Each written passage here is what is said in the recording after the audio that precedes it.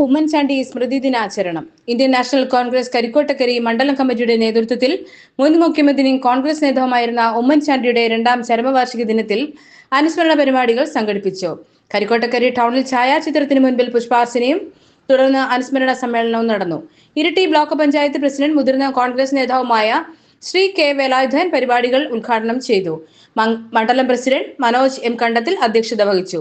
മുൻ panchayat president K C Chacko master, panchayat മെമ്പർമാരായ Mini Viswanathan, Joseph Vattukulam, Thomas Valiyathotti, youth Congress president Jithin Thomas, Janasree chairman George Vadakkumkara, INTUC president Baby T, Karshaka Congress president Sinoj K George, Benny Puthiyampuram, Joshy Kanimala, Joy Vadakkedam, Baby Chittath, Saji Varghese, Jancy Cheriyakunnel, Nithin Raj, KR Ajay Sebastian എന്നിവർ നേതൃത്വം നൽകി.